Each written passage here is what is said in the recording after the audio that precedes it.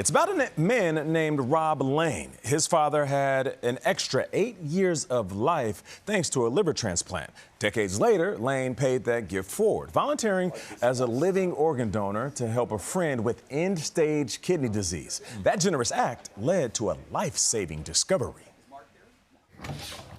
Hi, we're twins. Hi. He volunteered to give her one of his kidneys. Oh, I know. And instead found a cancer that could have killed him. You're doing a really nice job. Thank you. Before we talk about the diagnosis or the donation, Just a bit.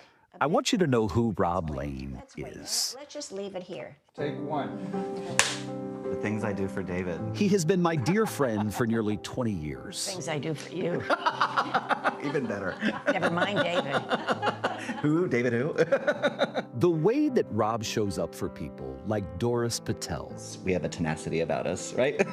explains exactly why he stepped forward in the first place. Nice to see you. Nice to see you again. I like this. Rob grew up in Sacramento, adopted at birth and raised Jewish by 2 teachers. He had a family from day one. What he didn't have was a medical history.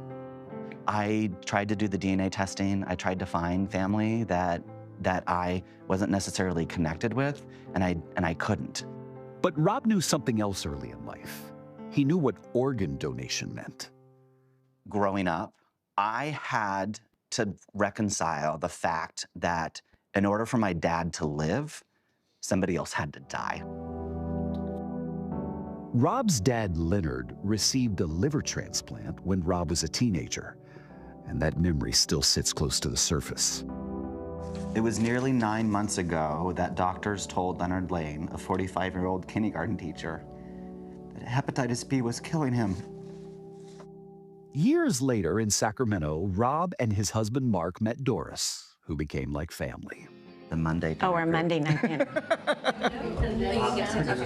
Mondays are for food and belonging, and the kind of community that holds you up. It's always nice to know I have a place to go New Year's Eve. But then at 79, Doris was diagnosed with end-stage kidney disease. And I was in very good health, except for the kidneys, and I was in great shape, and I was a good candidate for kidney transplant. But I needed a living donor. Rob stepped forward. He wasn't a perfect genetic match, but he planned to donate through a voucher program that would prioritize Doris through the National Kidney Registry. Months of testing led to one last requirement, a colonoscopy. Doctor came in and told me I had cancer. Which, being 45, is hard to hear. Because I have a son, I have a husband, I have a life, I have things that I want to do. I'm not done.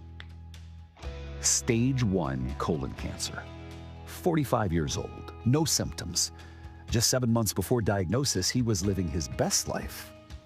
I was running and swimming and being active and traveling. Months before, Mark and I were hiking the Inca Trail, and I'm totally fine. And then wham, I come back and I'm like, wait, actually, you're not fine.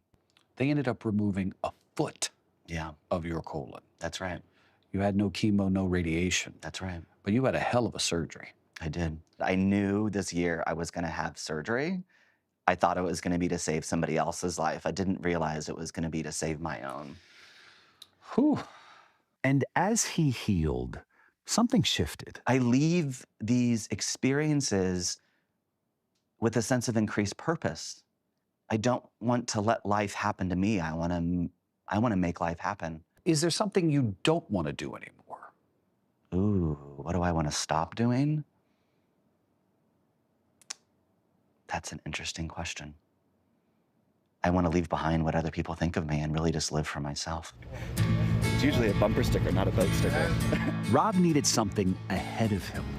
One of the first things I did was sign up to swim from Manhattan to the Statue of Liberty. Because at that moment, I realized I needed something not to just be healthy for, I needed something to work for.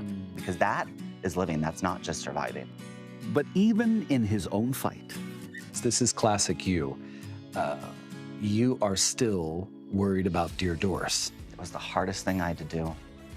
And one of the hardest conversations I had to have throughout my whole entire process was to tell my friend Doris that I was no longer a viable candidate.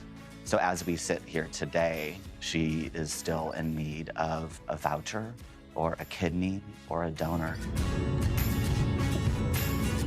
Today, Doris is 81 and on peritoneal dialysis, That'd be pretty on you. which she does at home on her own every night as she sleeps, despite doubts, she says, from her doctor. Hi, Robin. I go to work every day, 5 days a week. I take care of a house. I live a life, and I want to continue to live a life. When I told him that, he said, I just don't think that you're a candidate for peritoneal dialysis. I said, watch me. Rob is cancer-free and using what happened to him to promote colon cancer screenings and living organ donation.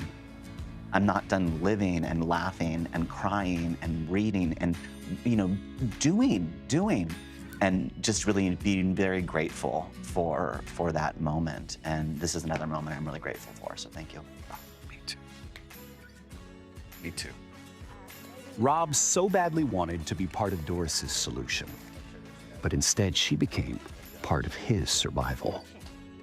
It was his heart, his generosity, and his love of his father, and the memory of what his father went through that wanted him to do this for me. Therefore, he saved his own life. I just am a byproduct. I think you're being incredibly humble. No, humble me, humble. I hope that's on TV. That better be on TV because nobody would say I was humble. You saved your own life. They like to give me credit. I don't take any credit for it. I take credit for the love we have because he wanted to do this for me. And I love that. And I'm old enough to be his girlfriend. And you can save lives as well. To become a living donor, head over to kidneyregistry.com.